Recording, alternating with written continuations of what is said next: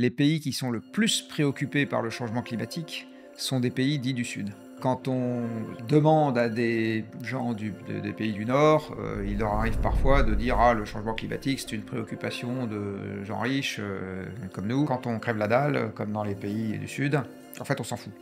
C'est l'exact inverse. La crise écologique, en fait, d'une certaine manière, elle est liée à une philosophie individualiste. Sans doute une des réponses majeures à la crise écologique, c'est précisément de retrouver la sagesse de la relation, de l'interaction, que ce soit les relations familiales, amicales, etc.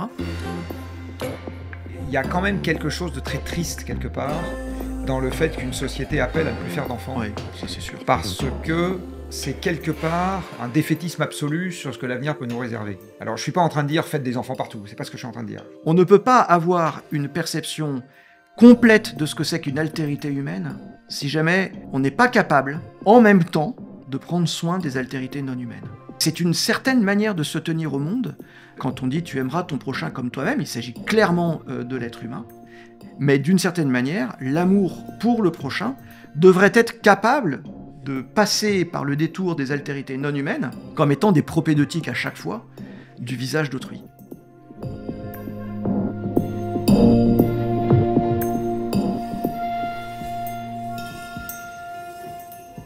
Dans son baromètre réalisé par OpinionWay, paru en octobre 2024, l'ADEME, l'Agence de la transition écologique, estime que seuls 9% des Français placent l'environnement en tête de leurs préoccupations. Dans ce sondage, on découvre également que 38% des Français se déclarent climato-sceptiques, contre 25% en 2019. Le constat est clair, l'écologie ne semble plus intéresser grand monde. Quand on regarde ce sondage, il semble que l'enjeu est double, l'absence de conscience du problème et l'absence d'action. Mais pourquoi les acteurs de notre société ne font rien ou pas grand-chose? Pourquoi l'action écologique est-elle impopulaire? Ulrich de Gélis, bonjour. Vous êtes prêtre, docteur en théologie, directeur de la recherche au Collège des Bernardins. Vous y avez travaillé pendant 5 ans avec une équipe de scientifiques pluridisciplinaires. On peut citer entre autres l'anthropologue et philosophe Bruno Latour ou le pionnier de l'histoire environnementale Grégory Quenet. Et vous travaillez à penser de nouvelles pratiques qui mobilisent et poussent à l'action les acteurs de notre société. Vous nous en reparlerez sûrement. Jean-Marc Jancovici, bonjour. Bonjour. Vous êtes ingénieur de formation, vous êtes à l'origine du bilan carbone qui permet de quantifier les émissions de gaz à effet de serre générées par les activités humaines, les entreprises en particulier, fondateur du Shift Project, think tank qui travaille sur l'émancipation de notre économie des combustibles fossiles, membre du Haut Conseil pour le climat, fondateur du cabinet de conseil Carbone 4, référence sur les enjeux énergie et climat. Voilà plus de 30 ans que vous travaillez sur ces questions et que vous avertissez le grand public des dangers qui guettent notre planète. Petite question préliminaire pour vous, Jean-Marc Jancovici, pour essayer d'identifier quelques raisons d'inaction écologique. Peut-être prenons le problème dans l'autre sens. Qu'est-ce qui vous fait agir personnellement depuis 30 ans, Jean-Marc Jancovici? Moi, j'ai la chance d'être du bon côté de la barrière. J'ai la chance d'être du bon côté de la barrière parce que je suis tombé dans cette marmite-là complètement par hasard. En fait, le bilan carbone, il est né avant tout d'une curiosité intellectuelle. J'étais pas militant écologiste depuis tout petit. Et un jour, je me suis intéressé à la question du changement climatique un peu au détour d'une autre considération dans un cadre professionnel. Et puis, en commençant à tirer les fils de la pelote, là, j'ai trouvé qu'il y avait une matière à trait intellectuel, si je le dis comme ça, qui avait quelque chose d'un peu fascinant. C'est-à-dire que c'est quelque chose qui est totalement multifacette, totalement systémique, ça touche à peu près à tous les aspects de la société. Donc pour quelqu'un qui est un peu curieux, ça permet de discuter à la fois des pelotes de laine, comme de la culture des radis, comme de la réparation des voitures, comme de pourquoi les gens vont à l'église. Enfin, on peut aborder, sans rire, on peut aborder à peu près n'importe lequel de ces sujets quand on commence à rentrer dans la question environnementale. Voilà, donc ça, comme je suis quelqu'un d'un peu curieux, j'ai trouvé que le truc était intellectuellement très excitant. C'est pour ça que je m'y suis plongé essentiellement. Après, j'ai eu la chance de démarrer ma vie professionnelle dans ce secteur à une époque où il n'y avait pas grand monde qui s'intéressait à la question. Donc finalement, il y avait, comme on dit parfois, un boulevard. Et je suis resté depuis cette époque plutôt du côté des gens qui sont heureux d'y être, tout simplement parce que c'est encore une fois intellectuellement stimulant, parce qu'il y a plein de choses à faire et parce que je suis entouré de gens qui partagent un peu cette conviction. Donc moi, ce qu'on a coutume d'appeler parfois le backlash écologique, etc., je ne le vis pas tellement au quotidien. Enfin, je le vis un peu par ce que je perçois de l'extérieur. En ce moment, c'est difficile de ne pas y être, enfin, d'y être totalement insensible, parce qu'il se passe quand même des choses à droite et à gauche. Mais je suis, on va dire, raisonnablement préservé de cette affaire-là, parce que je suis entouré de gens qui ont envie d'aller dans la même direction que moi. Donc je suis pas représentatif de ce point de vue. Et vous, Ulrich de Gélis, qu'est-ce qui vous fait agir? Eh bien, pour reprendre un petit peu enfin, c'est une histoire différente évidemment, mais pour reprendre un peu mon histoire, moi, c'est quelque chose qui m'a toujours, fortement impressionné. Ayant grandi, dans une famille, chrétienne, catholique, croyante et pratiquante, et ayant grandi, cette chance, enfin, d'avoir grandi notamment à la campagne, d'avoir fréquenté, enfin, je suis désolé, il y a un côté un peu romantique, un peu poétique, mais c'est comme ça que c'est rentré. Avoir fréquenté notamment, la mer et j'aime beaucoup naviguer, donc c'est quelque chose que je fais avec, grand, grand plaisir. En fait, j'ai tout de suite été très impressionné, mais même très jeune, par à la fois l'immensité, la diversité et la beauté des créatures, des êtres.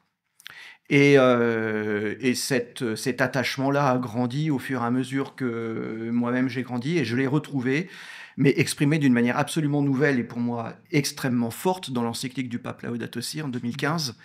Et ça a été à l'occasion de cette encyclique, il y a maintenant 10 ans, que je me suis dit qu'il fallait traiter la question aussi d'un point de vue intellectuel. Alors comme j'étais déjà théologien, ça supposait repenser la question de la création, la théologie de la création, et puis poursuivre un peu cette investigation. Et puis en 2020, l'archevêque de Paris m'a donc demandé de prendre la direction de la recherche ici au Collège des Bernardins et de travailler avec Bruno Latour et Grégory Quesnay comme Alexandre l'a rappelé.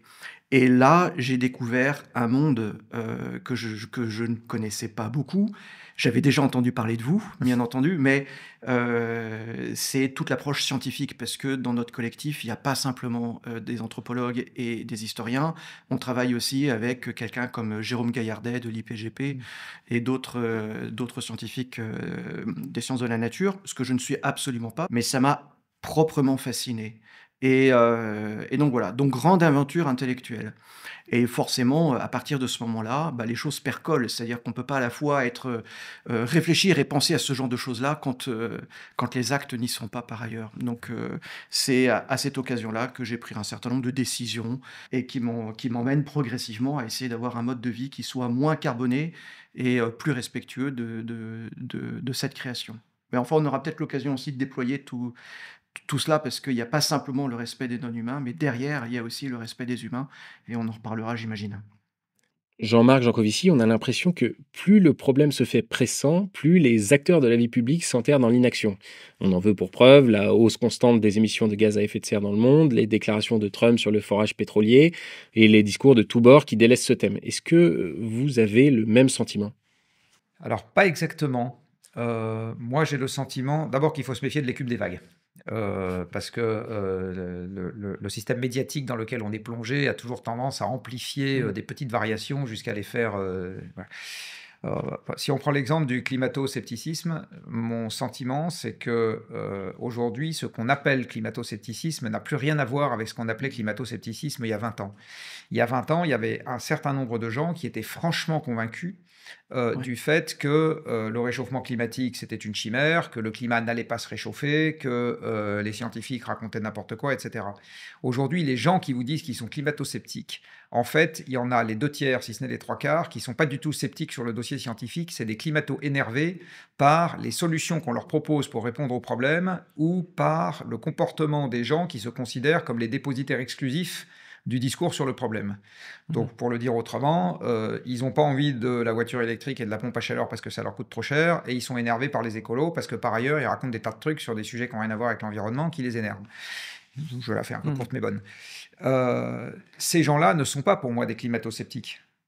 Ils ne le sont pas. C'est-à-dire qu'en fait, quand vous allez trifouiller au fond, ils vous disent « oui, les scientifiques, j'ai confiance ». Donc, ils ne sont pas vraiment climato-sceptiques, au sens où ils auraient un rejet convaincu, sincère, profond du fait que le climat ne change pas. Puis ils voient bien ce qui se passe autour d'eux, ils ne sont pas complètement idiots. Des gens qui sont franchement climato-sceptiques aujourd'hui, quand on regarde d'un peu près, moi j'estime la proportion à 10%. alors que je pense qu'il y a 20 ans, on était significativement plus élevé que ça.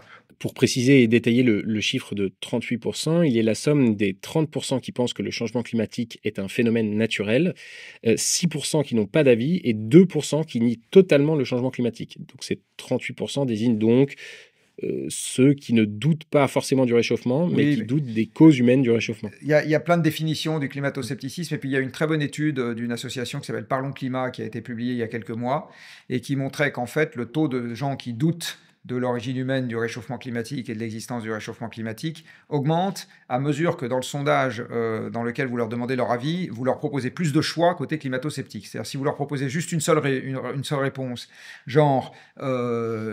vous mettez tout dans un seul paquet, ou bien c'est pas ceci, ou bien c'est pas cela, etc. Vous en avez 25%.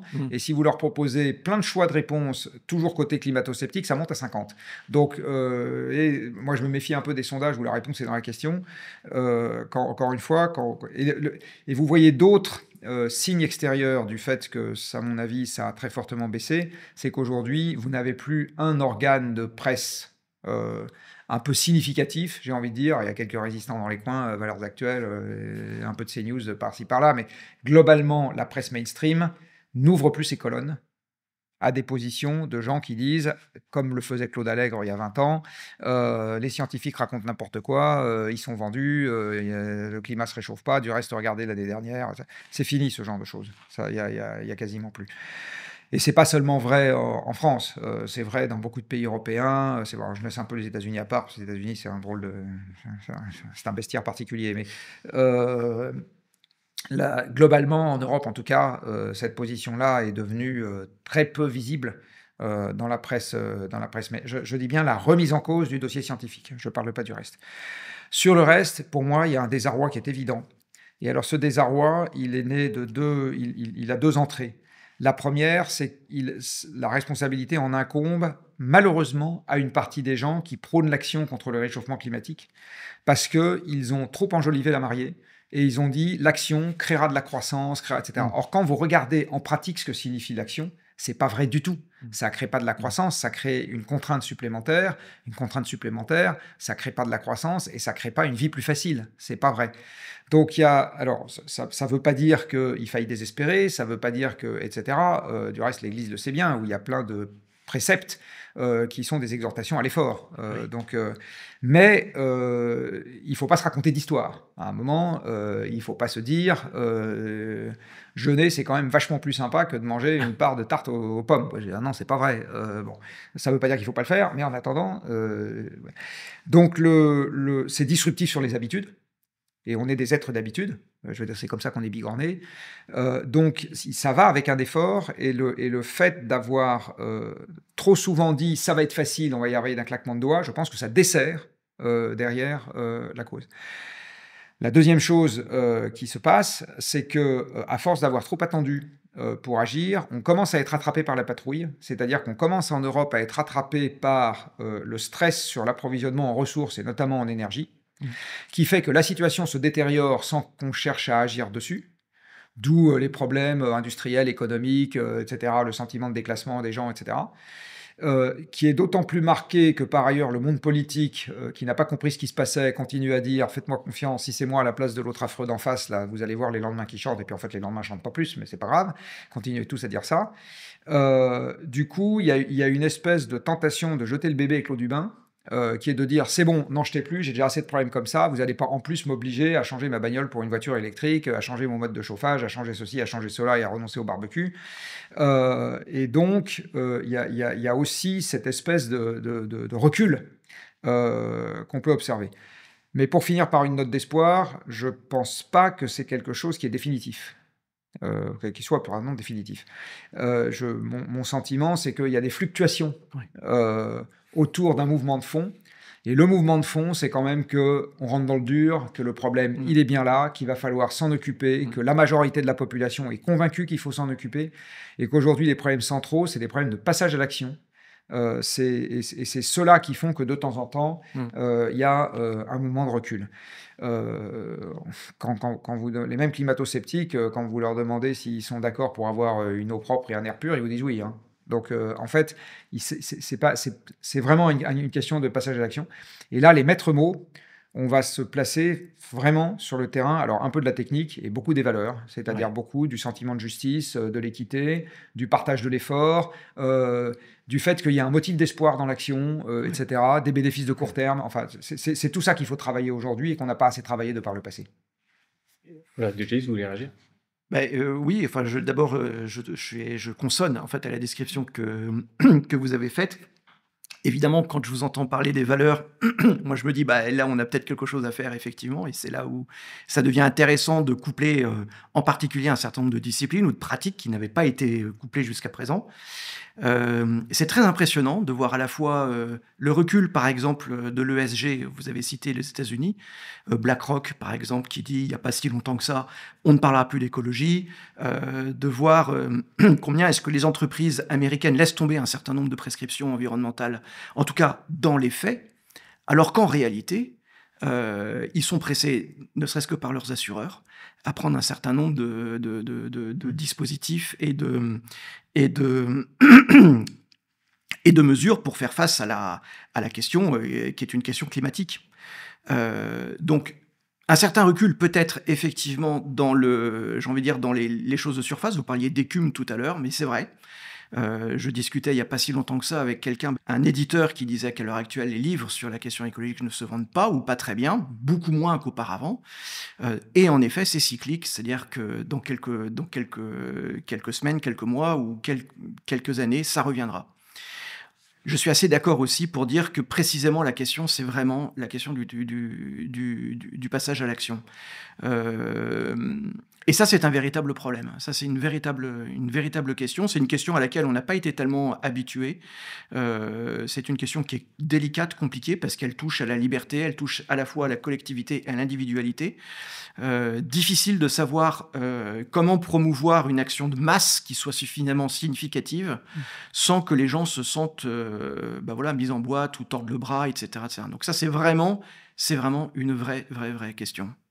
Juste un petit mot sur le Collège des Bernardins avant de poursuivre ce débat. Le Collège des Bernardins, c'est un lieu de dialogue porté par la recherche, la formation, l'art et le débat.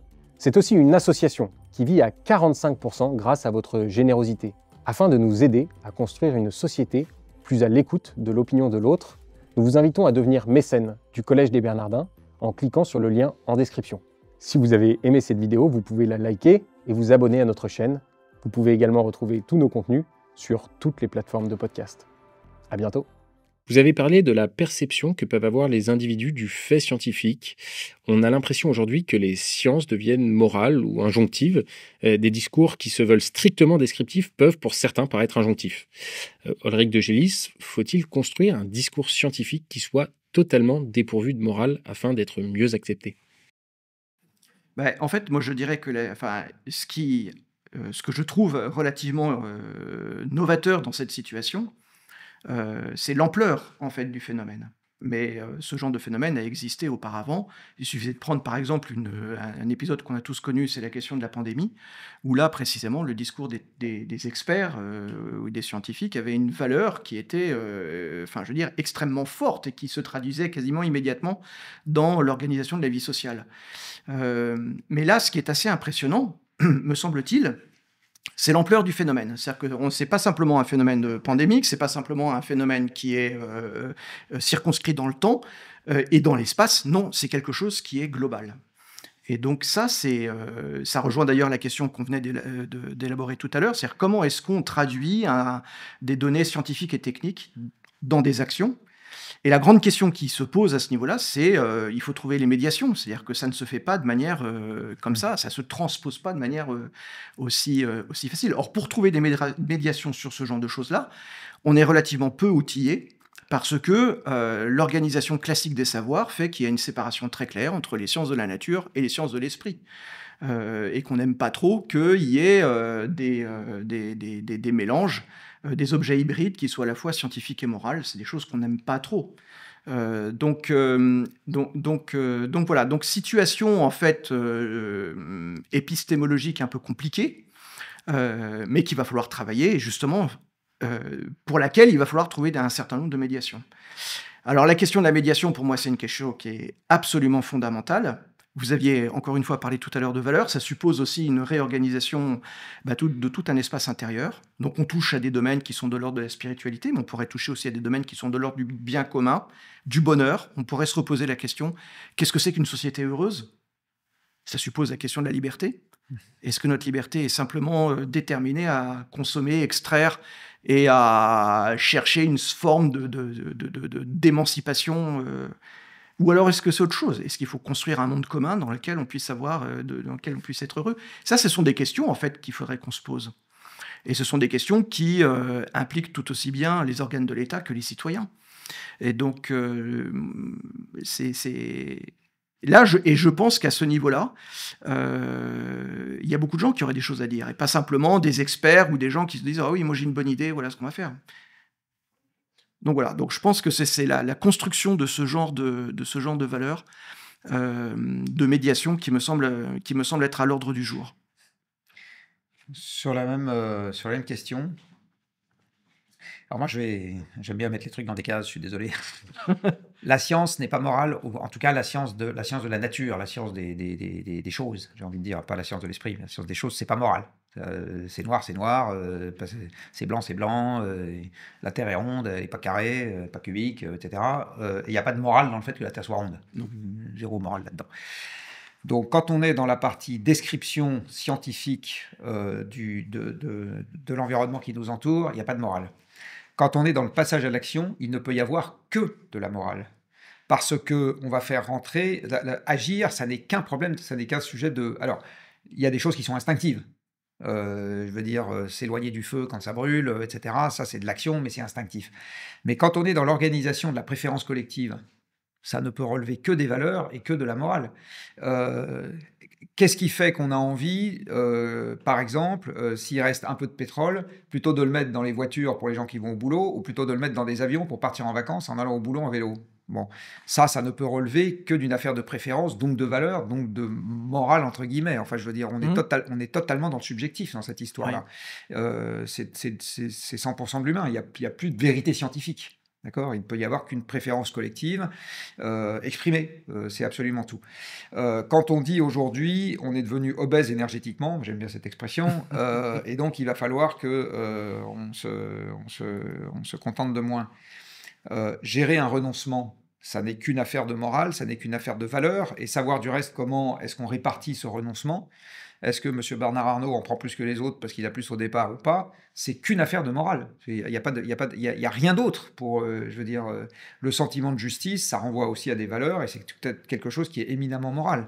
Donc, il y a, dans le passage à l'action, aujourd'hui, j'ai envie de dire, on souffre d'un déficit. Alors, non pas de morale au sens de moralisation ou de discours moralisateur, mais au sens de bien remettre, pardon pour l'expression ici, l'église au milieu du village, c'est-à-dire de débattre de ce qui est vraiment le problème, c'est-à-dire la façon dont on organise nos préférences collectives. On a tendance, moi le premier, et j'ai fait ça pendant très longtemps de façon un peu exclusive dans notre société technologique, à imaginer que le débat sur les solutions est avant tout un débat technique. On va s'occuper de faire des voitures électriques, des vélos électriques, des pompes à chaleur, qu'est-ce que je sais. Oui, évidemment qu'il y a cette partie-là, mais il y a aussi fondamentalement quelque chose qui relève des valeurs, de la morale, appelons ça comme on veut, de la morale, mais encore une fois, pas au sens moralisation, de notre affect, de l'éthique, des émotions, oui. et de toutes ces choses, de justice, etc., enfin de choses qui sont profondément des émotions, pas du tout qui pour le coup, ne relèvent pas du discours scientifique sur la façon dont l'environnement se présente à nos yeux. Mais alors, comment on fait pour convaincre les individus qui n'ont pas les mêmes valeurs que nous en matière d'environnement? Eh bien, c'est extrêmement compliqué, et on le voit aujourd'hui dans le hiatus qu'il peut y avoir entre l'Europe et les États-Unis. L'Europe et les États-Unis sont deux cultures, enfin, je mets l'Europe au sens large, où on n'a pas du tout le même rapport à la limite. L'Europe est un continent qui a épuisé ses ressources propres, qui a connu la famine, qui a connu la maladie, qui a connu la pénurie, qui a connu le rationnement, qui a connu tout un tas de turpitudes, qui font que les gens comprennent ce que c'est qu'une limite globale. Et par ailleurs, il y a une forme de fatalisme ou de résignation face à ces limites globales. Les États-Unis, c'est un pays qui s'est construit par la brutalité et la violation des limites dans un monde qui est physiquement un monde d'abondance, plein d'espace, plein de ressources. Ça a été très longtemps le premier producteur de pétrole au monde et ça l'est redevenu. C'est immense, il y a tout ce qu'il faut. Et donc, vous connaissez la maxime américaine, hein, the sky is the limit. Enfin, je veux dire, et encore même pas, puisque maintenant on le dépasse pour aller sur Mars. Donc, donc les États-Unis, ils ont un rapport à la limite globale n'existe pas. S'il n'y a plus, il y a encore. S'il n'y a plus chez soi, il y a chez les autres. Et s'il n'y a plus chez les autres, il y aura sur Mars. Enfin, je veux dire, ça n'existe pas. Bon. Là, vous avez typiquement un conflit de valeurs que vous retrouvez dans les négociations climat. Et donc, en fait, vous êtes face à un mur si vous pensez qu'on va embarquer les États-Unis comme ça dans l'action. Ça ne va pas se passer comme ça. Il va falloir qu'on trouve des voies détournées parce que la valeur qui est la nôtre, qui est d'accepter la limite, eux, ils ne la partagent pas. Voilà un exemple. Donc, mais c'est le quotidien. Je veux dire, dans tout corps constitué, dans toute organisation, etc., ça arrive très très fréquemment que vous deviez gérer collectivement quelque chose alors que vous êtes face à des gens qui ne partagent pas vos valeurs. Comme ça, il faut faire avec. Et sur la question de la limite aux États-Unis, c'est le mythe de la frontière, qu'on voit très bien d'ailleurs dans les westerns qu'on peut voir. On voit la frontière qui s'en va vers l'ouest. Et en fait, l'objectif, c'est de pousser la frontière à l'ouest. Et quand on est arrivé à l'ouest, on va sur la Lune. Une fois qu'on est allé sur la Lune, on va sur Mars. Donc le mythe de la frontière est un mythe constructeur, un mythe fédérateur de la nation américaine. Ce qui n'est absolument pas le cas, comme vous l'avez dit, des nations européennes. Mais je trouve, moi je voudrais revenir sur ce que vous avez dit sur la séparation entre effectivement les sciences et ce qu'on a appelé, alors on va pas dire le mot moral, parce que je suis assez d'accord avec vous, c'est un mot qui n'a pas forcément bonne presse, disons peut-être éthique, qui est peut-être plus consensuel et donc aussi plus ouvert. Moi je crois vraiment que, alors archi d'accord avec vous pour dire qu'il n'y a pas de morale dans les sciences quand la Terre est ronde, c'est pas une question de morale. Par contre, la vision du monde qu'alimente la réflexion scientifique pousse une cosmologie qui est déjà à la limite des frontières entre la science et l'éthique, entre la science et puis la façon de projeter l'action. Et cette cosmologie-là est un lieu à partir duquel on peut revoir, alors ça veut dire critiquer, assumer, transformer les valeurs que nous avons. Moi, je suis convaincu aussi que la question écologique implique l'histoire. C'est-à-dire que on vient de quelque part, on va vers quelque part. Il est important de penser des transformations, pas simplement d'ailleurs sur les modèles de production énergétique, etc., mais aussi des transformations sociales, et d'être vraiment conscient des étapes et des pas que l'on peut faire dans ces questions de transformation. Or, l'élaboration d'une cosmologie, en tout cas le partage d'une cosmologie, on va dire, commune, à mon avis, est quelque chose de véritablement important. Or, je crois, et ça c'est vraiment une conviction personnelle, c'est que si vous regardez par exemple la vision promue par les sciences du système Terre, dans lesquelles on voit, alors si vous explorez ce qu'on appelle la zone critique, que finalement tous les êtres sont plus ou moins imbriqués l'un dans l'autre, que même le concept qui a soutenu la physique et la métaphysique occidentale pendant si longtemps, à savoir celui de substance ou de monade, c'est-à-dire de principe autonome, en fait est fortement remis en question parce que une plante, un animal, que sais-je, un être humain ne vit pas sans l'apport d'autres choses. Donc en fait, ce qui est très intéressant dans ce système enfin en tout cas ce que la vision scientifique du système Terre tend à montrer, c'est que la construction des êtres et même de l'habitabilité du monde, en fait, est une histoire de réseau. Et qui dit réseau, dit extension de la liberté, ou du moins de l'extension de la responsabilité. Et ça, je crois que c'est un événement qui est absolument unique dans l'histoire de la responsabilité humaine, c'est qu'on comprend que nous avons une responsabilité qui n'est pas simplement locale, mais qui est, alors je ne vais pas dire universelle, parce que les gens ont pensé qu'on pouvait aimer l'humanité avec un grand H, mais c'est pas pas de ça dont je voudrais parler, mais que la responsabilité est proprement planétaire. C'est-à-dire qu'elle court, pour certaines de nos actions, le long de réseaux qui vont toucher, en fait, certaines parties du globe, etc., ce qui fait dire que nos modes de vie sont interconnectés les uns les autres, que dans l'encyclique Laudato Si, on dit tout est lié, et cette ligature des choses, des êtres et des interactions est quelque chose qu'il faut véritablement penser. Donc là, je pense que les scientifiques ont vraiment des choses à nous apprendre, qui sont propres à éclairer de nouveaux régimes dans lesquels la responsabilité humaine peut se déployer. Et là, je crois que c'est quelque chose qu'il faut... Enfin, c'est là où on voit que le mythe de la frontière ne suffit plus, en fait. C'est-à-dire que les Américains peuvent vivre ce qu'ils veulent, peuvent faire ce qu'ils veulent, mais il faut il il y a un moment donné où il faut prendre conscience que le mode de vie américain ne peut pas être partagé par 8 milliards de personnes. C'est absolument pas possible. Et donc, il va falloir régler ce problème. Alors, je dis ça de manière très macro, mais il y a quand même quelque chose de cela. Et j'aime bien cette idée de responsabilité devenue, non pas universelle, mais planétaire. Ulrich de Gélis, vous avez parlé de mode de vie interconnecté, d'une responsabilité planétaire de nos actions. J'en déduis que l'action écologique peut être considérée comme une charité envers les populations les plus pauvres, qui sont les premières victimes du dérèglement climatique.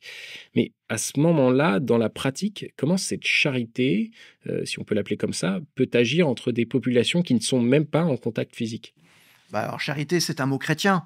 C'est un mot qu'on trouve dans l'Évangile, c'est un mot qu'on trouve dans la tradition chrétienne, c'est un mot aussi qui correspond à une expérience spirituelle. On peut élargir le concept et parler de solidarité, d'attention, on peut employer le mot soin, on peut employer plein de mots différents.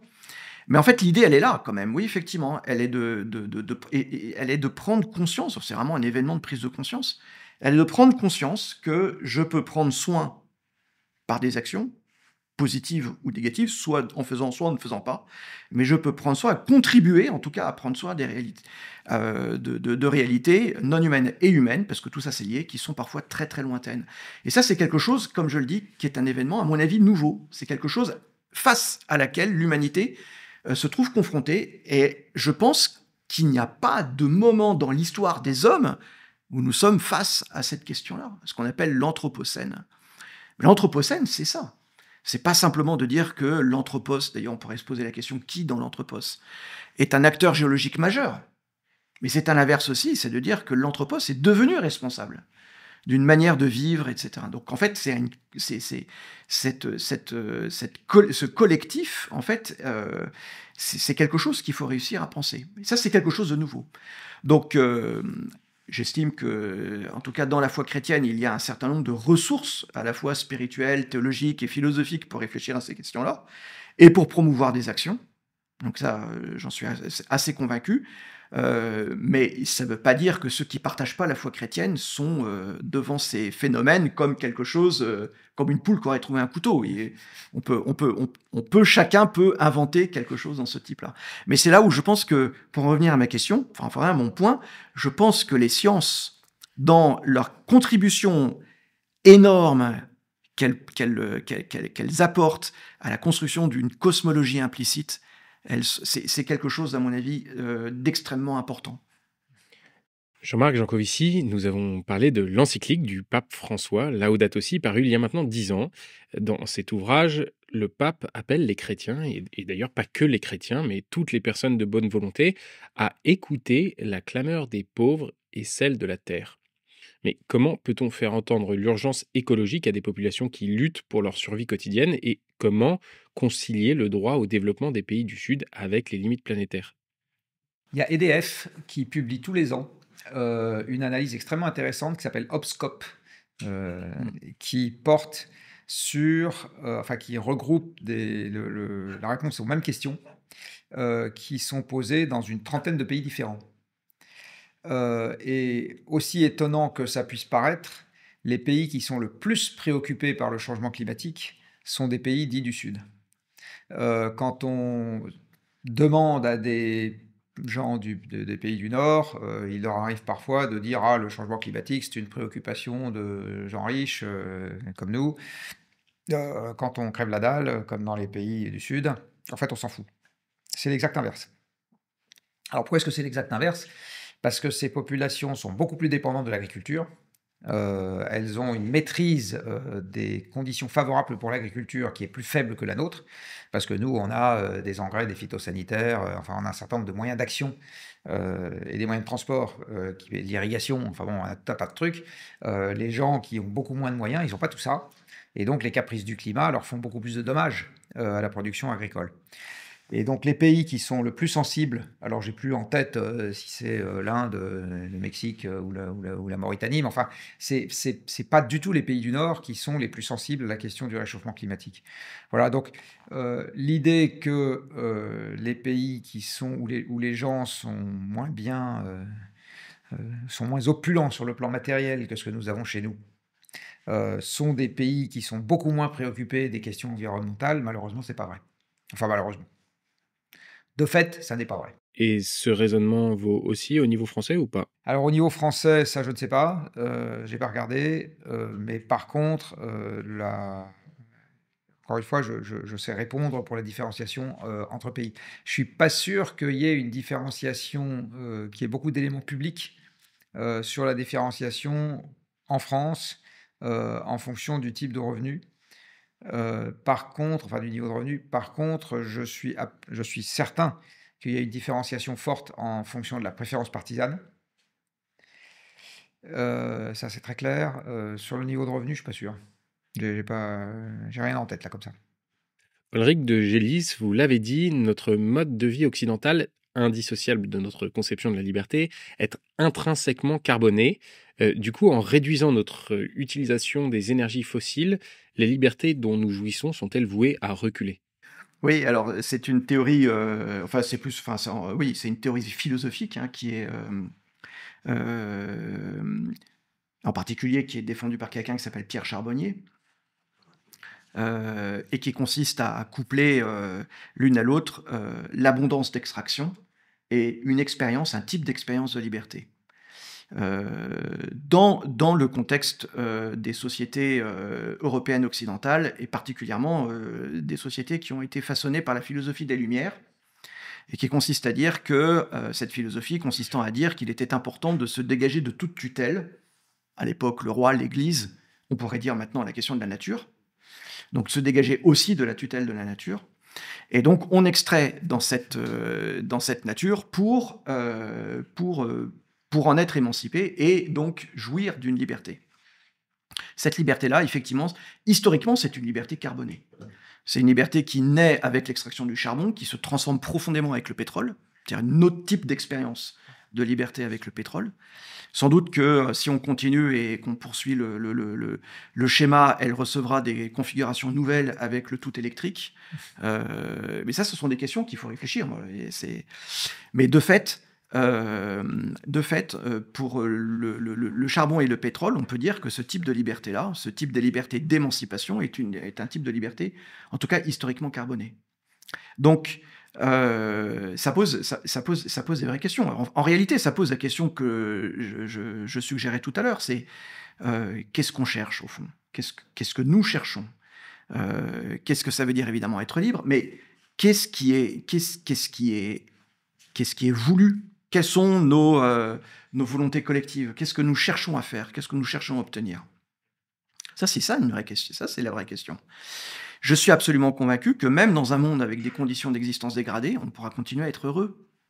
On pourra se réjouir de la naissance d'un enfant, on pourra se réjouir de, que sais-je moi, de mariage d'amis ou de n'importe. On sera capable d'être heureux, on sera capable de se réjouir. Est-ce que ces expériences-là de réjouissance sont des expériences qui impliquent une liberté moindre que simplement une liberté de consommer, de tout faire, etc., d'être émancipé de tout? Pas sûr, c'est pas sûr. Donc, que l'on cherche à transformer, cette notion de liberté, je ne pense pas tellement à la question de contraindre les libertés, je ne sais pas si c'est vraiment le point. Par contre, de la transformer, oui, ça c'est absolument urgent. On revient à la question des valeurs tout à l'heure, mais c'est ça qu'il faut qu'on arrive à faire. Et c'est là où, précisément, il faut travailler sur l'éducation nationale, l'éducation, même, pour moi, prêtre, la question de l'homélétique, des homélies, des prédications, etc. Enfin bref, il y a plein de vecteurs par lesquels on peut amener les gens à réfléchir sur ce que c'est qu'en réalité la liberté et prendre conscience qu'il y a des configurations de liberté qui sont plus ou moins viables, plus ou moins durables, on va dire. C'est évident que les combustibles fossiles ont créé des libertés nouvelles. La liberté de se déplacer loin dans un laps de temps donné, c'est quelque chose qui est un bénéfice des combustibles fossiles. La liberté d'avoir des tâches moins pénibles, je ne sais pas si on appelle ça une liberté, mais quand on travaille, aujourd'hui, ce que l'essentiel des gens font dans le cadre du travail, ce que dans l'ancien temps, on appelait se reposer, c'est-à-dire avoir le cul posé sur une chaise. Bon. Quand on travaille derrière un bureau, c'est exactement ça qu'on fait. Enfin, bon. Donc, ça a amené la liberté, entre guillemets, de vivre plus vieux. Ça a amené la liberté de manger plus. Ça a amené la liberté de... Enfin voilà, ça a amené plein de choses qu'on pourrait considérer comme étant des libertés, dans le sens où le symétrique, c'est une obligation, l'obligation d'être malade, l'obligation de mourir, etc., qu'on ne peut pas considérer comme... Enfin, c'est pas une liberté, en général, être malade ou mourir, quoi. On l'appelle pas comme ça. Donc, avoir moins de combustible... La décarbonation, c'est un casse-tête, parce que ça veut dire essayer de garder les acquis qui ont été amenés par les combustibles fossiles, en enlevant les combustibles fossiles sous-jacents qui ont permis ces acquis. Alors, on comprend bien. Alors, même s'il faut le faire, parce que la question de l'épuisement des ressources est là, et parce que la question du changement climatique risque de torpiller une bonne partie de ces acquis, on ne peut pas dire, c'est ce que je disais tout à l'heure, il n'y a qu'à Faucon, ça va être simple. Non, ça ne va pas du tout être simple. C'est très compliqué. Ça va demander beaucoup d'efforts. Même si on considère qu'on n'a pas le choix, ça va quand même demander beaucoup d'efforts et ça va être compliqué. Donc, la question, c'est comment est-ce qu'on arbitre les libertés. Donc, j'abandonne la liberté de prendre l'avion pour aller passer un week-end à Rome. Ok ? J'abandonne la liberté de prendre ma voiture qui pèse 1,5 tonnes pour aller au boulot et je prendrai plutôt un engin qui pèse le 10e ou le 100e de ce poids, etc. Qu'est-ce que je gagne comme liberté en face ? Voilà, c'est ça la question. Alors, je peux gagner la liberté de vivre dans un monde en paix, parce qu'on a tendance à oublier en France, qui n'a pas connu la guerre sur son sol depuis maintenant 80 ans, que cette menace-là, elle est éternelle au sein des civilisations humaines. Et en ce moment, ça se rappelle à notre bon souvenir dans un certain nombre d'endroits dans le monde. Bon, notre bon ou notre mauvais souvenir, plus exactement. C'est peut-être pas rien, cette liberté-là. La liberté d'expression, c'est-à-dire la liberté de vivre dans une société où justement on peut aller et venir alors qu'on aille et vienne à pied ou en voiture, un peu comme ça nous chante, sans avoir de rendre de compte à qui que ce soit, et si j'ai envie de sortir à 3h du matin de chez moi, je le fais, il n'y a pas de loi qui m'en empêche, et si j'ai envie, enfin voilà, c'est indépendamment des moyens mécanisés, hein, bon. Donc la question, c'est celle de qu'est-ce qu'on est capable d'incarner comme liberté qu'on conserve ou comme liberté qu'on acquiert dans un monde dans lequel on va perdre de fait. Alors appelons pas ça des libertés, appelons ça des degrés de liberté dans par exemple l'exercice de la mobilité ou c'est pareil, habiter dans 40 mètres carrés, c'est plus sympa que d'habiter dans 20. Bon, et c'est un bénéfice qui nous a été aussi amené par l'énergie abondante. Bon. Si on perd la liberté d'habiter, qu'est-ce qu'on gagne en face ? Alors peut-être que par exemple, aujourd'hui, les jeunes colocataires, parce que la colocation, c'est une forme de mutualisation, hein, c'est une forme de sobriété sur l'espace habitable, hein, peut-être que finalement, il y en a qui trouvent ça plutôt sympa, parce que quand vous arrivez quelque part dans une ville que vous ne connaissez pas, ça vous permet d'avoir instantanément des gens avec qui interagir, plutôt que d'être seul dans votre studio. Enfin voilà, il va falloir qu'on soit capable d'illustrer ce qu'on peut trouver comme bénéfice associé, et comme liberté quelque part, associé aux obligations qu'on va quand même devoir avoir si on veut régler le problème. Donc c'est ce que les Anglais appelleraient un trade-off. Là, il faut qu'on arrive à trouver voilà. Le sens. Est-ce que retrouver du sens ou avoir du sens, on peut qualifier ça d'avoir une liberté ? Je ne sais pas. Le bénéfice, sûrement. Liberté, je ne sais pas. Mais on est dans ce registre-là. C'est-à-dire que il ne faut pas voir les choses comme uniques. Si on ne voit les choses que comme négatives, on ne passe pas à l'action. Personne ne passe à l'action juste pour avoir moins de tout. Ça n'existe pas, ça. Vous avez nécessairement quelque chose en plus quand vous passez à l'action. Et il faut être capable d'incarner en face d'une perte objective de degré de liberté qui est réelle. Il faut être capable d'incarner un bénéfice qui va aussi avec une forme, alors je ne sais pas s'il faut l'appeler liberté, de sérénité, de bonheur, je ne sais pas exactement. Enfin, on est dans ces matières molles-là, quoi, et il faut arriver à l'expliciter. Et à y faire adhérer. Voilà, c'est ça qui me semble important. Oui, mais comment y faire adhérer ? C'est-à-dire que est-ce qu'il faut incentiver les agents économiques pour les pousser à l'action, ou est-ce qu'il faut mettre l'accent sur les conséquences de l'action ou de l'inaction écologique ?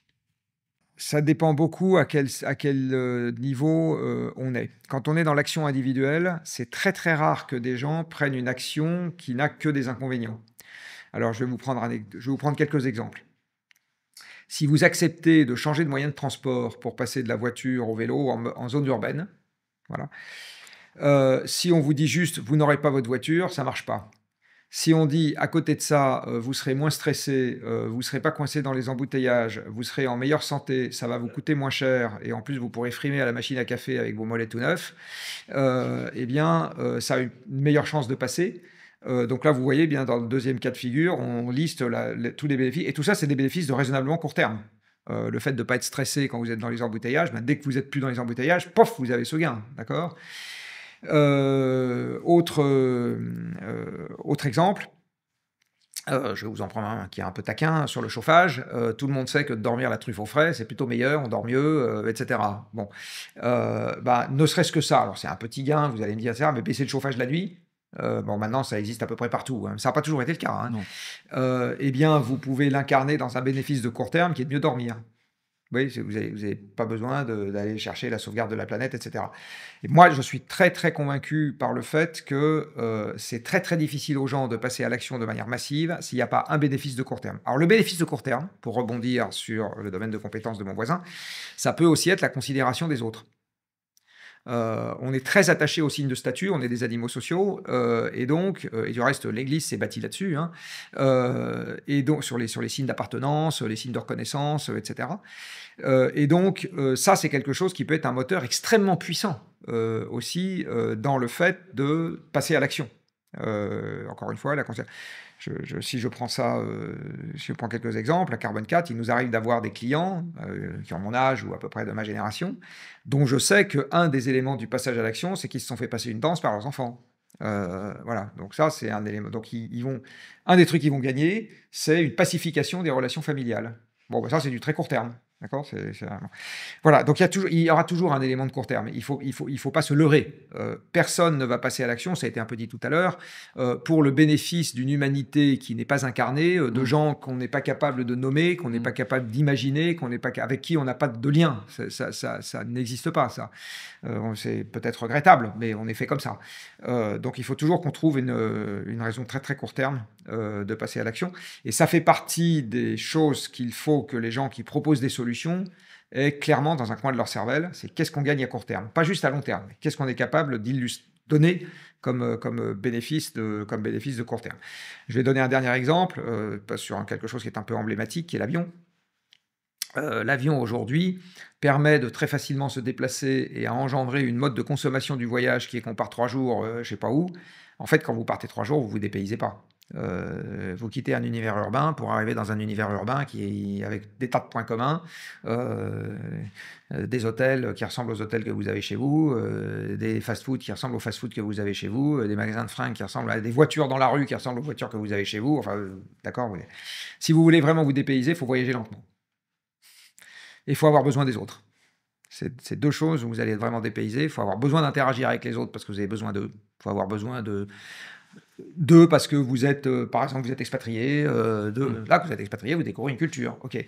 Parce que vous êtes parti sac au dos et que vous ne savez pas où vous allez dormir le soir et que vous avez besoin d'interagir avec les gens. Bon, là, vous découvrez la culture, je peux vous assurer. Enfin bon, bref. Donc, il faut avoir besoin des autres à un moment et il faut voyager lentement. Vous pouvez très bien incarner le bénéfice de ne plus prendre l'avion la perte de ne plus prendre l'avion par ces bénéfices-là que vous allez gagner un enrichissement que vous n'auriez jamais eu si vous aviez voyagé à coup de 3 jours ici et 1 semaine au Club Med là. Vous n'aurez jamais eu ça. Donc, c'est du court terme à nouveau. Donc, il faut toujours chercher les bénéfices de court terme de l'action. Toujours. J'aime bien cette expression du trade-off et donc des bénéfices. Alors, vous insistez sur les bénéfices court terme. On peut aussi, d'ailleurs, chercher à inventorier des bénéfices plus long terme. Bien sûr qu'il y en a. Je dis qu'ils sont rarement suffisants. Ils sont rarement suffisants. Mais moi, ce qui me frappe dans ce que vous avez dit, c'est la place de la relation, et notamment du collectif. Et évidemment, ça, c'est quelque chose qui, à mon avis, est absolument nécessaire. Vous connaissez certainement la courbe qui, moi, m'avait frappé, la courbe de consommation d'électricité au moment de la Coupe du Monde de football. Et ce qui est quand même fascinant, c'est de voir qu'à ce moment-là, la courbe d'électricité chute, alors que tout le monde devrait utiliser son poste de télévision. Et pourquoi est-ce qu'elle chute? Parce qu'on regarde ensemble. Et donc la leçon est tout à fait, elle est assez jolie d'ailleurs, elle est merveilleuse. C'est-à-dire que quand on fait les choses ensemble, on utilise beaucoup moins d'énergie. Et les bénéfices sont évidemment, alors là pour le coup court terme, puisqu'on passe un bon moment, en espérant qu'on ne se dispute pas trop, mais les bénéfices court terme sont absolument, sont absolument capitaux. Donc ça, c'est quelque chose que je trouve très bien. Philosophiquement parlant, ça fait comprendre aussi que quelque part, la crise écologique, c'est une conséquence de l'individualisme.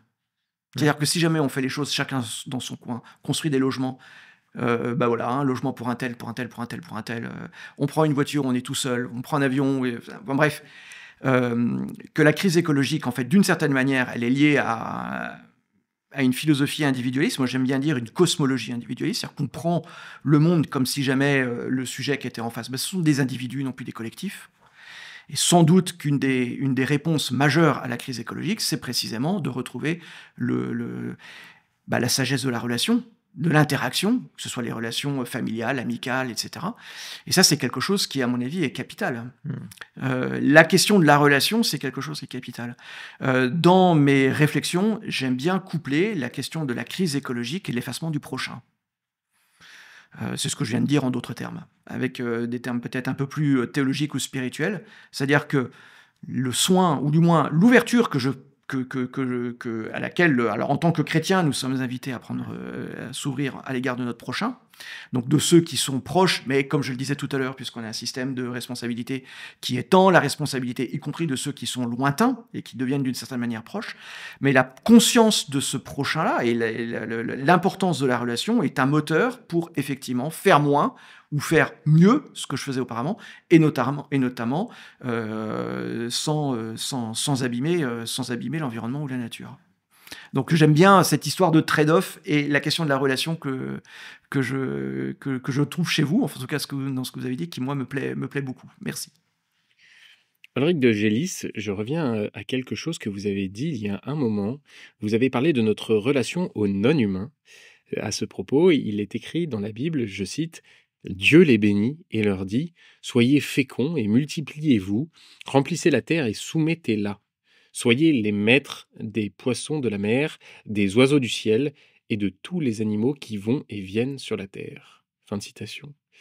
À la lecture de ce genre d'extrait biblique, on pourrait penser que le christianisme a poussé l'homme dans cette exploitation irraisonnée de la terre. Qu'en pensez-vous ? Oui, c'est une accusation qu'on trouve formulée depuis 1967, pour être précis, par un certain Lynn White, et qui est d'ailleurs à l'origine de la réflexion écologique, dans une conférence, puis un article qu'il a publié dans la revue Science, et qui a eu un retentissement absolument énorme. Et c'est précisément l'argument que lui cite. Alors Lynn White est un chrétien, c'est un presbytérien, qui est un historien des techniques médiévales, et qui cite cet argument-là pour dire que le christianisme devrait être cité au banc des accusés comme étant promoteur d'un anthropocentrisme insupportable pour la nature. Il y a une part de vrai dans l'argumentation de Lynn White, ça je vais pas revenir là-dessus. Je pense simplement que ce texte-là a plutôt été saisi comme justification après coup d'actions qui sont tout simplement liées à la convoitise un peu bébête de l'être humain qui veut mettre la main sur la nature à son profit et si possible pas au profit du voisin. Donc une appropriation de la nature, et qui est très content de trouver ce genre de texte dans les corpus religieux pour dire « Regardez, c'est bon, c'est validé par le bon Dieu ». Donc ça, c'est là où moi je crois relativement peu en fait à l'impact des idéologies, sauf quand elles percolent avec ce qui a malheureusement de pas très beau dans le cœur humain. J'ai cité la convoitise, mais on pourrait citer plein d'autres failles. Ce qui est sûr, c'est que dans la tradition chrétienne et la tradition médiévale, sans même remonter d'ailleurs jusqu'au texte biblique, ce que je ferai dans un instant, c'est que ce texte-là de Genèse 1, que vous avez cité, n'est jamais séparé de Genèse 2, qui représente Adam dans le jardin.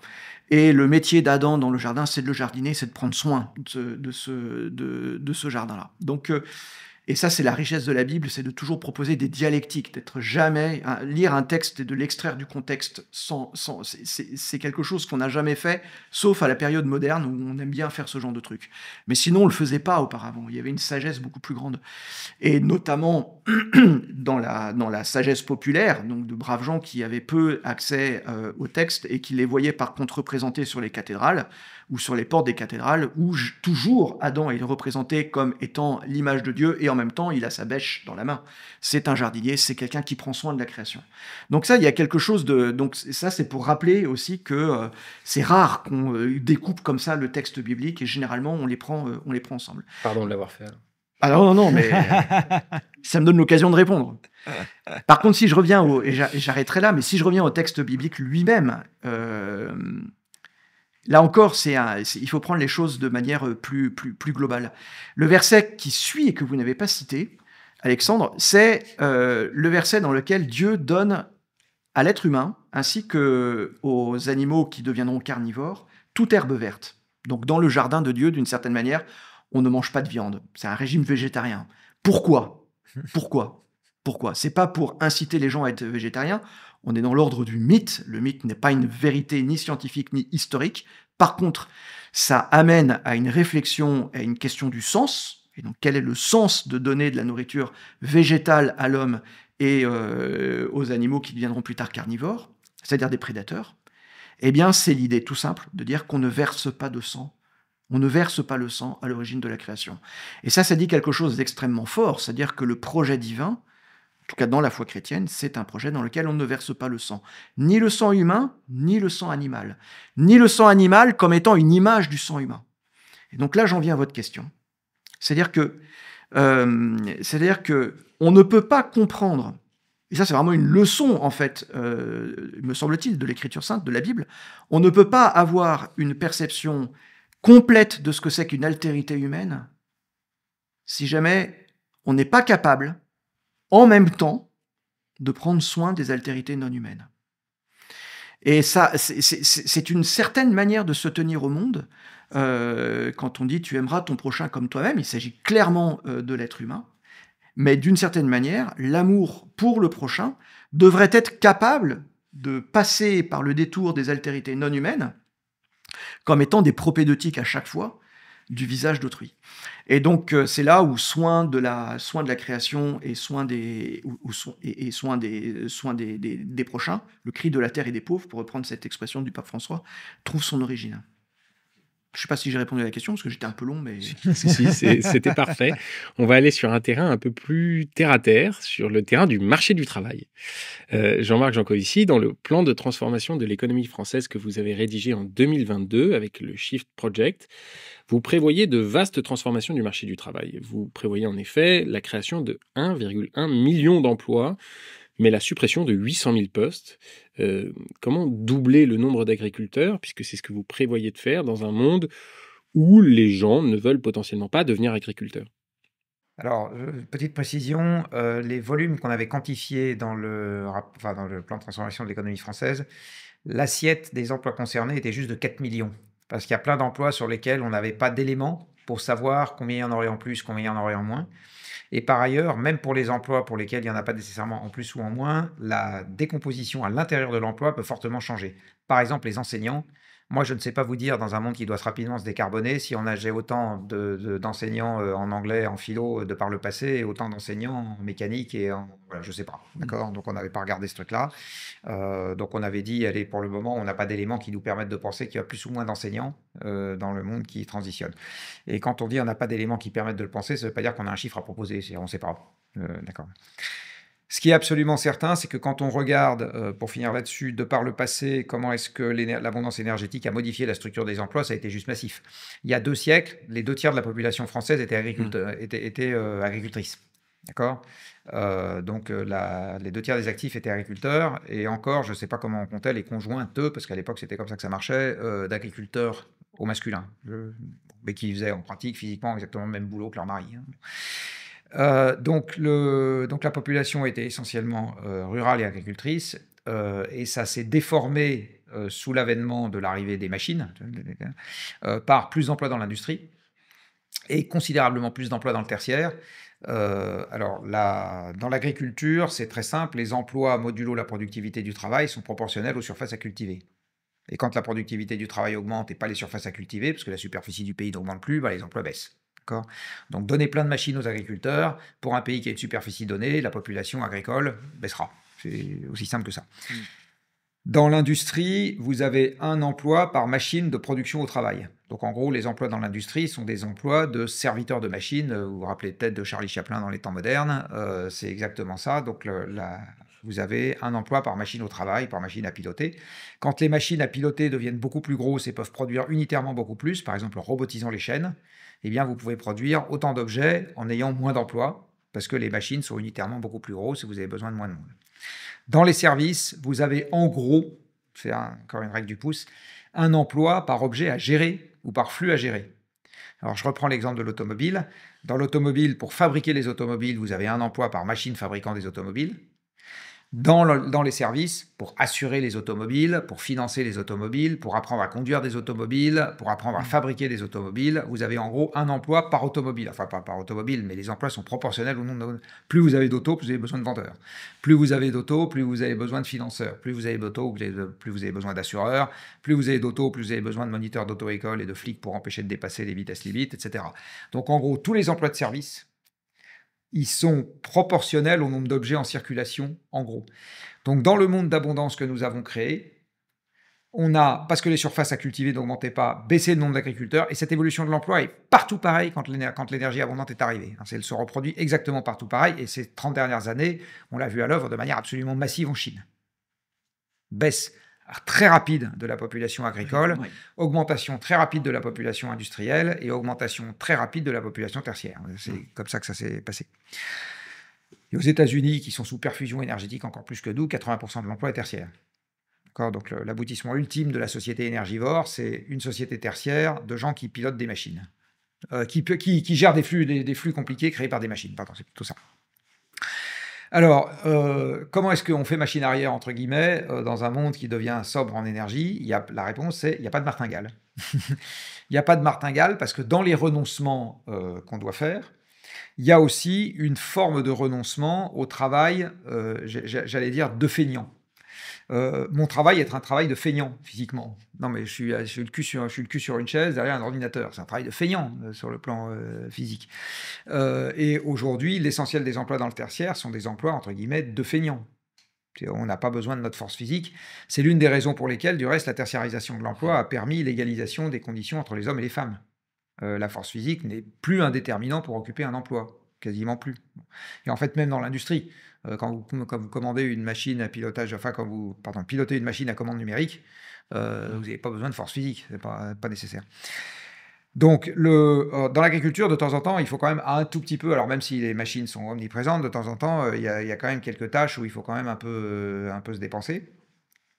Et c'est plus contraignant, objectivement, pour un certain nombre de métiers que l'emploi de bureau. Dans l'élevage, par exemple, vous n'avez pas de week-end, peu de vacances, et vous vous levez tous les jours à l'heure de la traite, alors, sauf maintenant pour les grosses exploitations qui ont un robot de traite, mais sinon les autres non. Et donc, c'est évidemment beaucoup plus contraignant. Vous ne pouvez pas partir l'été en vacances, même quand vous êtes dans les cultures végétales, parce que c'est le moment où la production bat son plein et que vous êtes occupé à récolter, occupé à moissonner, etc.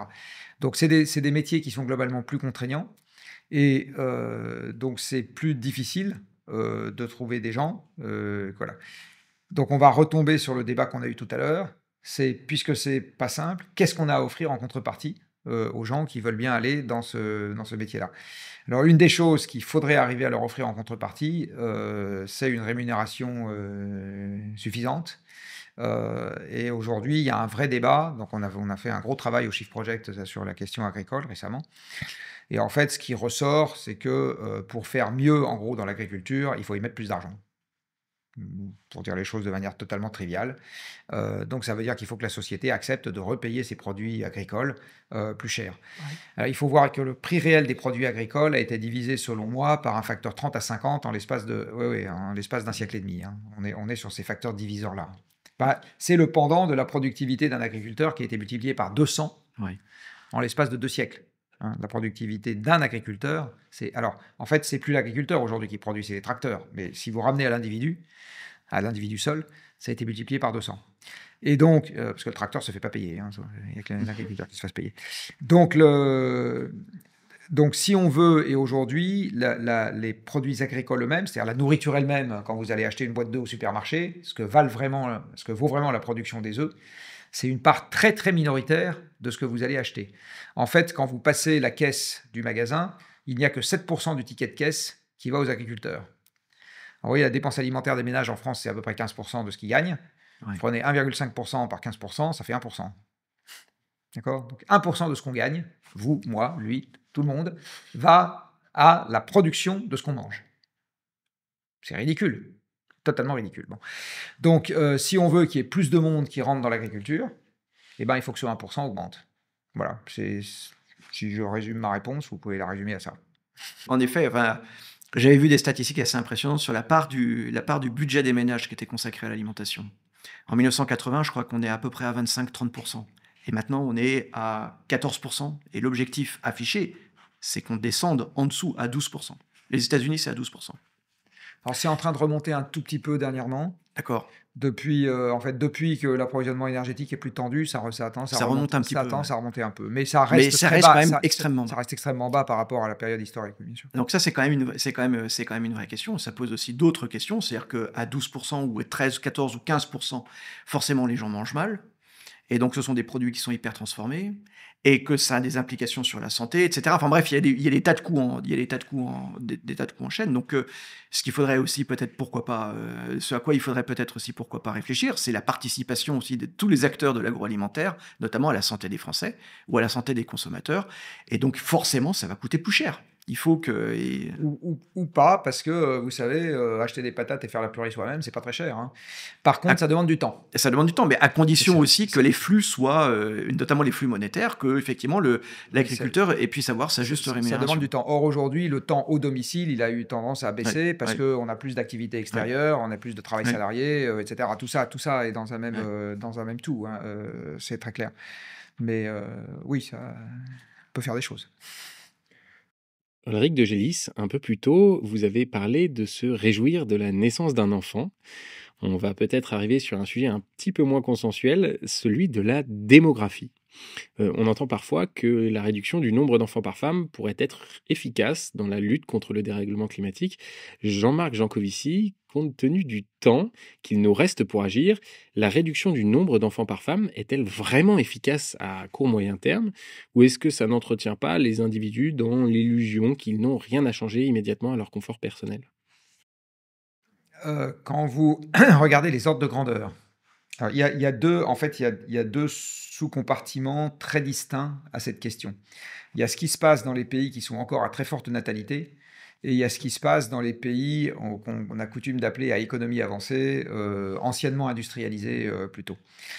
Dans les pays anciennement industrialisés, quel que soit l'avis de Jean-Marc Jancovici, l'évolution qui est en train d'être constatée, et elle se constate partout, donc je pense qu'il y a plein de pays où mon avis n'a absolument aucune espèce d'influence sur ce qui se passe, quand c'est par la Corée du Sud par exemple, où actuellement on est à moins d'un enfant par femme,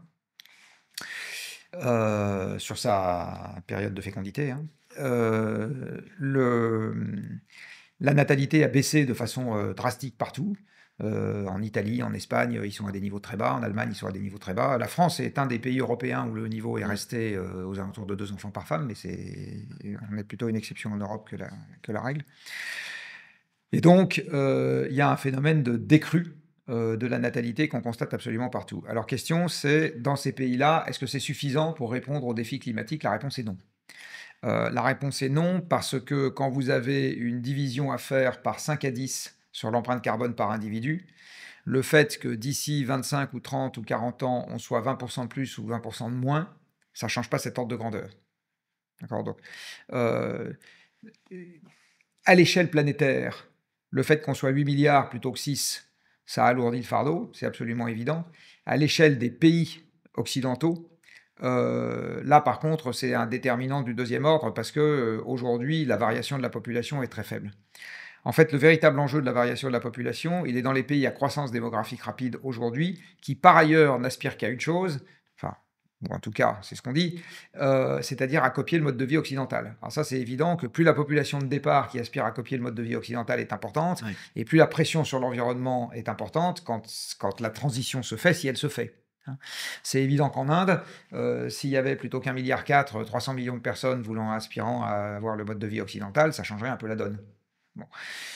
Maintenant, qu'une fois que j'ai dit ça, qu'est-ce que j'ai comme solution à proposer pour qu'il en soit différemment ?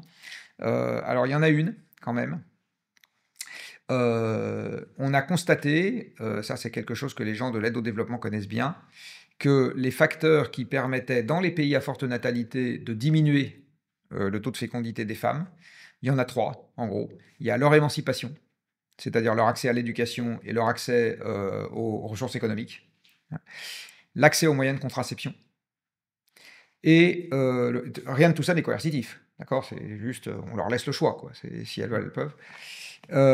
Et le troisième élément, c'est les mécanismes de solidarité qui font que les familles ne sont pas tentées d'être énormes, histoire que les vieux puissent compter sur les jeunes de la même famille, ou uniquement sur les jeunes de la même famille, pour assurer leurs vieux jours quand ils sont plus capables de travailler.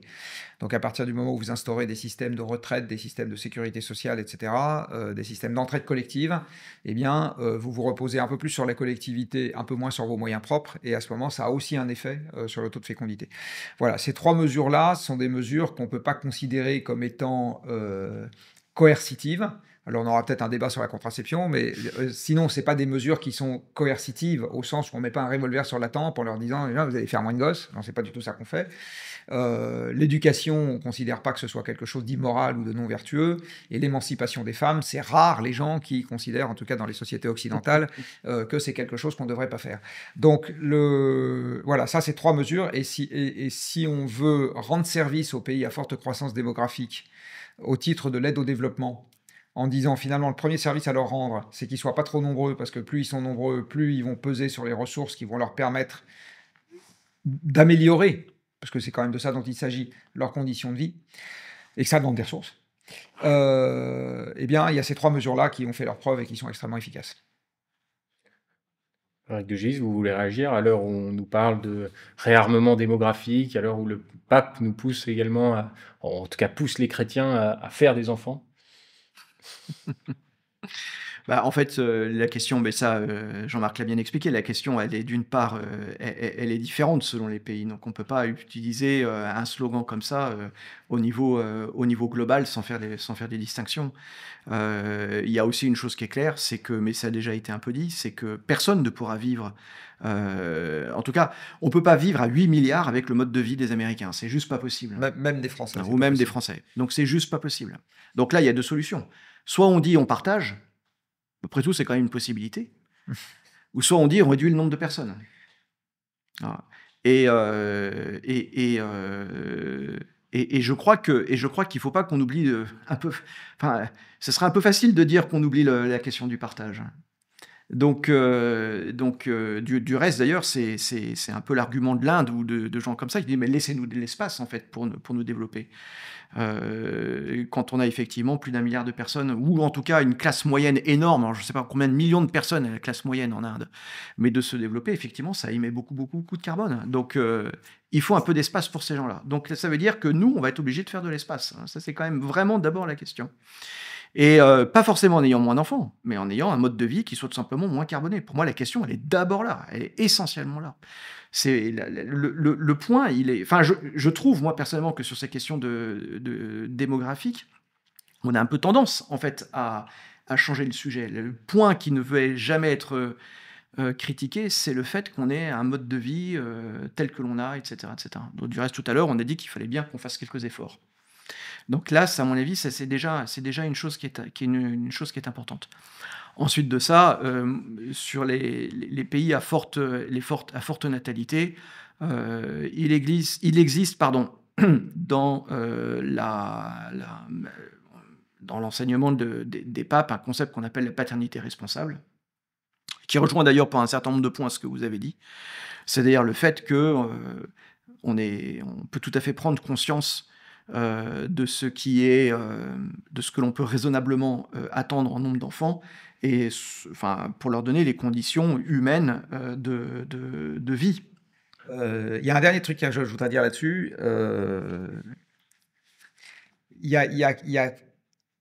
C'est pas une invitation à faire différemment, ce que je veux dire, hein. Mais il y a quand même quelque chose de très triste quelque part dans le fait qu'une société appelle à ne plus faire d'enfants. Oui, ça c'est sûr. Parce que c'est quelque part un défaitisme absolu sur ce que l'avenir peut nous réserver.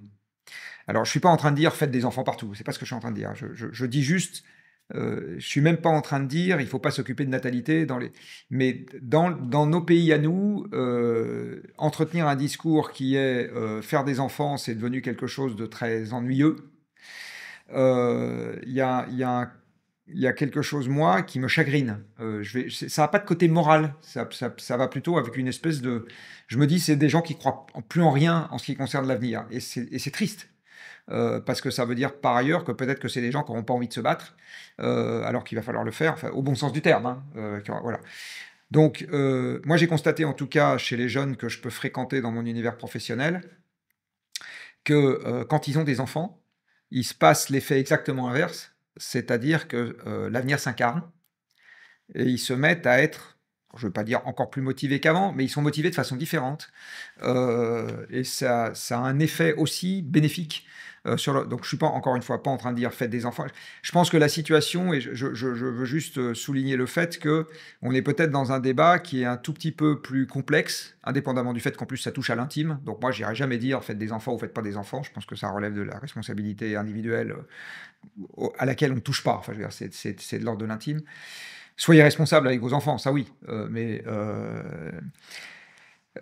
dans nos sociétés, c'est souvent le cas, heureusement.